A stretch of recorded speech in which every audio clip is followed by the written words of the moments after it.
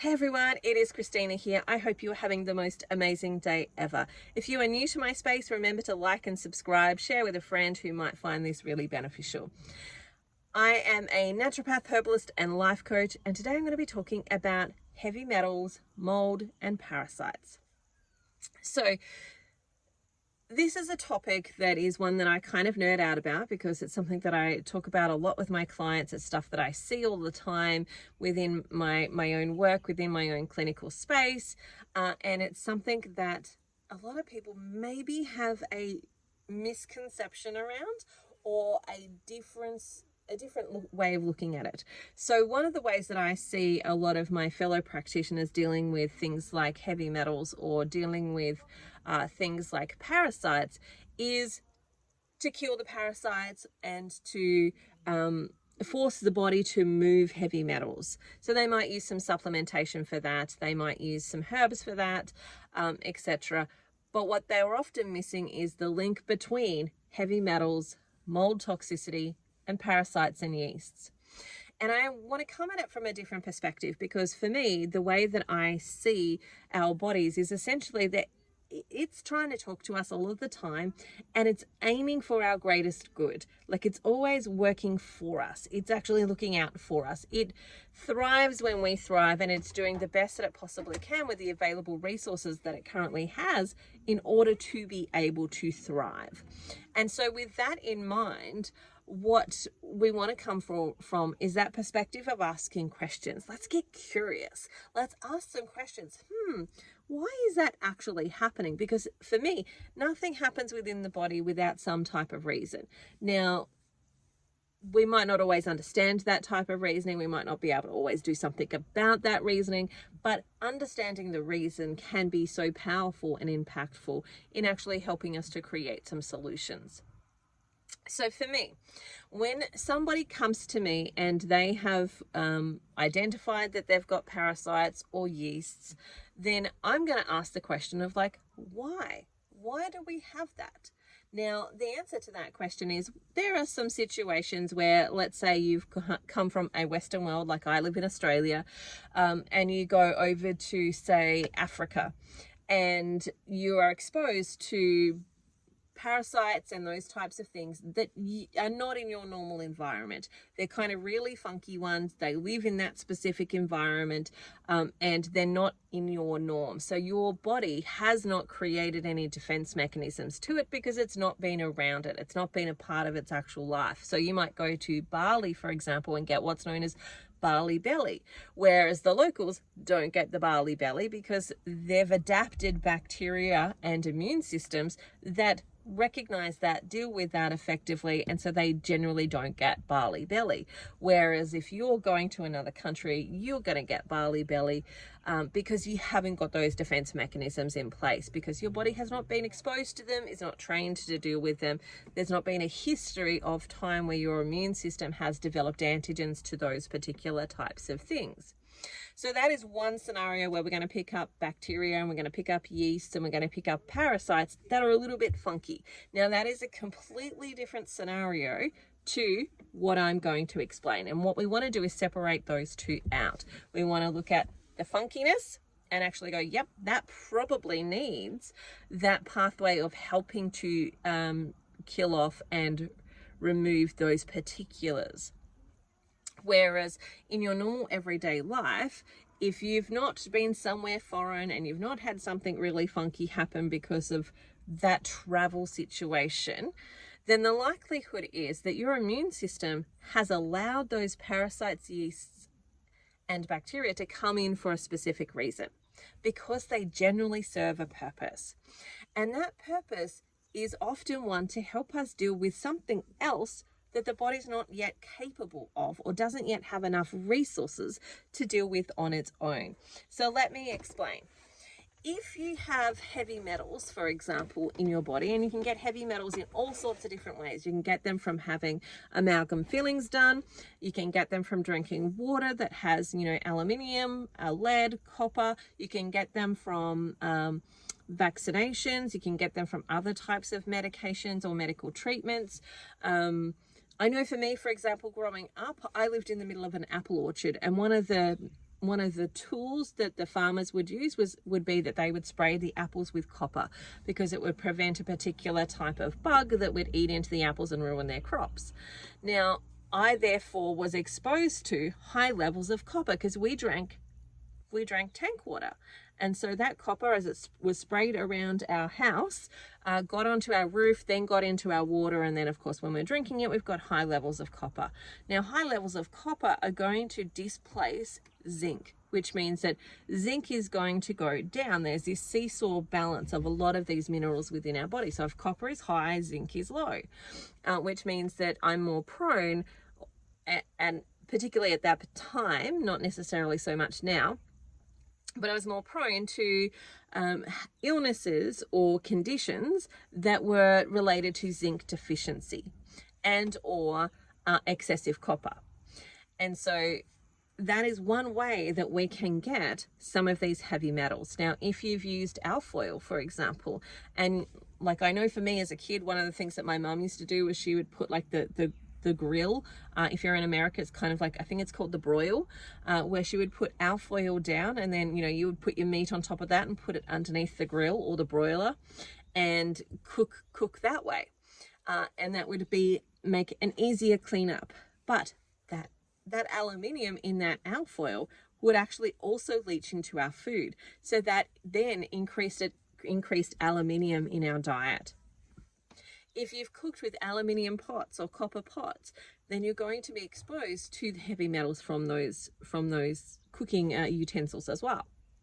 So there's loads of ways that we can get heavy metals come in.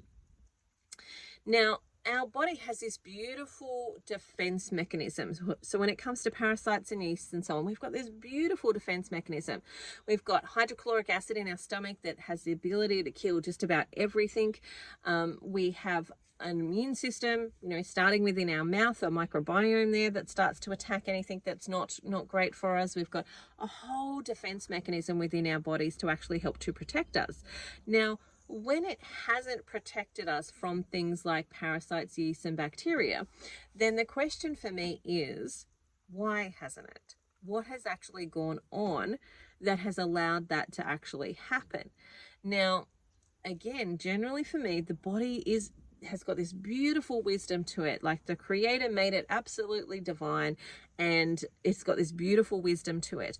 And when it is not putting out the immune system defenses, there's got to be a reason why. And when you understand parasites and candidas and yeasts, when you understand that they have multiple purposes, then you'll understand why the body has actually allowed that to happen. So, candidas, parasites, yeasts, they all have this ability to consume things like mold and heavy metal toxicity. So they will actually gnaw on the molds and they'll gnaw on the heavy metals that are within your system. And they'll gnaw on them when there's no other food. So if you've got things like candida in your body, so if you look at your tongue, for example, and it's really white and it's got this thick white coating on it, you've likely got some candida or some other types of yeasts that are living and thriving in your digestive system. So when you've got them in your digestive system, they are from top to bottom. They go all the way through. And they serve this function of eating mold toxicity and heavy metal toxicities, if the conditions are right. So everything on this planet has a preferred food source. They have a preferred food source and they have an emergency food source. So a preferred food source for a candida is sugar, glucose, fructose, carbohydrates. That is its preferred food source. That is what it will eat if it's around. If it's not around, it will have a survival food source. Just like us, we have a preferred food source and we have survival food sources that will keep it thriving and keep it alive till it can get its preferred food source. And so its survival food source are things like heavy metals and molds. And so when we start to untangle and undo this web of what's actually going on when we've got parasites and we've got yeasts and we've got candidas and so on thriving within our system or living within our system, and we come back to this secondary food source that they actually have, there's some logic to it. So what the body does in this situation essentially is it says, well, what's worse? The mold toxicity, the heavy metal toxicity, or the side effects of having these candidas, yeasts, parasites living in my system? Because they're not without, problems. They definitely cause problems. But what is worse, the damage from one or the damage from the other? And that's essentially what actually happens, is this conversation within your body going, if I had all of the resources where I could get rid of these molds and these toxicities by myself, I would just do that. But I don't. And so this is the lesser of the two evils. So the lesser of the two evils is to lower my immune system, to allow them to enter in, and to hopefully get them to direct and serve this function of helping with mold toxicities and molds. Now, the key thing is that they've got to be missing their primary fuel source in order to be highly directed in the way that serves the body. And that's part of the problem for most people, is that they're not reducing the primary fuel source of these things. So for example, this is where carnivore can be really helpful. This is where keto can be really helpful. This is where low carb, high fat can be really helpful. It's where, the early stages of GAPS diet is really helpful, because they are purposely lowering things like our carbohydrate content and our access to fructose and glucose, etc., by reducing those or avoiding them completely. Now, because that's happening, those candidas, those yeasts, those parasites are more directed towards eating their secondary survival food sources than that primary fuel source. Now, there is a little bit of challenge there. So if you're insulin resistant, you're going to be actually making some of your own glycogen. You'll be releasing some of your own glycogen that's been stored in your liver for some time. Your body will convert some proteins into glycogen so that you've got glucose as a primary fuel source. So there is a little bit of a challenge there. And that's part of the reason that we really want to do work on things like insulin resistance and flexing our metabolic system and getting it to be more flexible so that we can cut this food source and we don't make a food source for them. And we're highly directing them towards the things that we actually want them to consume, which is those heavy metals and those molds. But in a perfect world, if you're eating carnivore, you're eating ketovore, you're eating keto, you're eating low carb, high fat, you're eating the early stages of the GAPS diet, and you're really conscious about how much you're actually eating in regards to glucose, fructose, etc., then what's going to happen is that those molds those parasites and those bacteria and those yeasts are going to be directed into eating the mold and the heavy metal toxicities, which is absolutely what our body is wanting it to do. That's absolutely what it's wanting it to do. But the other aspect of actually helping out of that situation is to give the body the resources in order to be able to deal with those things itself. Because the reason that it's allowed them in is because it didn't have enough resources to deal with it by itself at this moment in time. So we want to, leave the parasites alone, leave the candida alone, and maybe symptomatically use some things that actually help us with some of the symptoms that they might be causing. But overall, we want to come back to, why are they there in the first place? Why are they there in the first place? And if we don't help to resolve why they are there in the first place, just killing them and getting rid of them does not solve the problem. And it's like the spiritual principle of the Bible. When you get rid of one demon, if you don't replace it, then 7 more come in its place. It's the same situation. If you get rid of the parasites and the candidas and you don't replace it with good stuff, then more come in its place and you end up with a much greater problem. And that's where I start to see people move in that pathway of things like MS and symptoms of MS, symptoms of neural issues, where the nervous system is starting to break down, where it's not working properly, where there's some misfiring that's taking place, where I see an overgrowth of other levels of toxicity within the system. And so if you don't resolve why they're there in the first place and you just try and get rid of them, then you create a much greater problem in the long run. And it's something you're going to have to keep dealing with over and over and over again.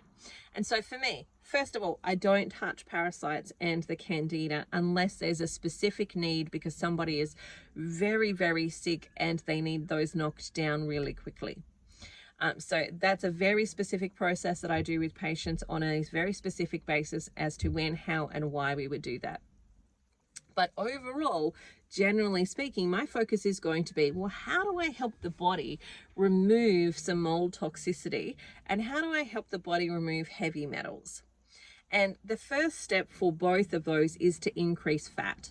So making sure we've got plenty of good quality animal fat in the diet to actually help it move that out. Now, an example that I usually will give my clients is, imagine this is some mercury. One of the ways your body protects itself from this mercury is it encapsulates it and surrounds it with fat. And that kind of provides this little layer of protection that prevents more damage being done or minimizes the amount of damage that's being done. Now, when we just go on a protocol where we're losing weight and we're not specifically bringing in enough fat, we force these fat molecules open. And now this mercury that was kind of safely tucked away somewhere is now being exposed. And it wants to go to, like a magnet, the fattiest part of our body, which is our brain. Our brain is the fattiest organ that we actually have. And so just by losing weight and not being conscious of how much fat we're actually putting in, we are mobilizing some of our toxicity, which is why I'll often see people who have gone on a weight loss program where they've really reduced their calories, where they've really reduced their fat, where, you know, they've done all of these things, and they come with high levels of parasites and candida and so on, because they've mobilized that mercury and that heavy metal or whatever else was being locked up in that fat, and they didn't feed the body with the things that it needs to actually be able to detoxify those out. So the first thing I usually will put in is fat. We've got to be really conscious of how much fat we're actually putting in, and we want to put in as much as we possibly can and as much as the body will tolerate at that moment in time. Now, I say as much as the body will tolerate in that moment in time, because we've got to sometimes build up our ability to detoxify and use fat readily. Otherwise, we're going to get like chronic diarrhea. And that's okay for a time, but we don't want that forever and a day, right? It's okay if we have it for a couple of weeks while we're adjusting, but we really don't want it forever and a day, because that means we're not getting much sustenance either. And so we might need to build up to that. The next thing that I'm going to be focusing on is things like vitamin C. So this is where I would probably direct somebody to be making sure that they're having things like liver in their diet. Now, not everybody needs to be eating liver, and not everybody needs to have high amounts of liver. It should be individually worked out. You should work out individually how much you actually need. And I like the taste test for that. Now, again, this requires you to eat it versus actually supplementing it. And the eating part is not so fun for everyone. Now, for me, what I do is I'll eat that liver until it has a metallic taste. Once it tastes metallic to me, I'm like, I'm full. I've got my vitamin C levels now. I've got what I actually need now. And then I'll leave it for a bit and I'll try it again. If it's still very metallic-y, I probably don't need any more. You're also going to find vitamin C in all of your muscle meats, and you can find some vitamin C in things like milk kefir, which is another really beautiful thing to bring in to actually help with that detoxification process, because it's got good fats, it's got probiotics in there, it's going to help to balance out the microbiome, it's going to do all of this beautiful stuff for you, as well as bringing in some vitamin C. Especially if you've made it with really good quality milk. So the better quality milk you can get, the better quality your outcome is going to be of the product that you actually have when you're making milk kefir. So vitamin C, high fat, and then I'm going to put in some binders. So generally speaking, I use a product called Toxiprevent. Now, you need to speak with your own practitioner as to whether that would be an appropriate product for you or not. Don't just take this YouTube video and go, hey, I'm going to go buy this thing. No, speak to somebody who has knowledge about your health and your specific situations before you go down that pathway. But you could use some other binders. And again, you need to be very careful when you're using binders, because there are two different types of binders. There are specific binders, and then there are non-specific binders. So specific binders really only bind to things that have got the right molecular charge or the right gram polarity to it. So like a magnet, it draws itself. Now, the other element of that is, so those ones are only going to take things that are mostly toxic to you. You will lose a little bit of things like magnesium because that's kind of on the cusp of having the right molecular charge. So you do want to be really conscious of replacing things like magnesium when you're using products like that. But a non-discriminate binder like activated charcoal binds with everything. So it's going to take nutrients, it's going to take supplements, it's going to take everything with it, which can be really beneficial and helpful for a period of time when you're trying to get out some of these heavy metals. But my general rule when it comes to activated charcoal is no more than 3 days at a time. 3 days at a time, and then you have to take a break so that you're allowing your body to replenish anything that it might be losing while you're actually utilizing that product. And I would be 3 days on, you know, once a fortnight. But I would actually really prefer to use something that's a little bit more discriminatory, and that's where some things like some homeopathics can be really helpful as well. So you might want to use some specific homeopathics, and again, I highly recommend working with a practitioner to figure out what is the best method for you, what are the things that are actually going to work for you, and how to make sure that you're balancing that so you're not causing any problems. But a binder can be something that can be really useful in this situation.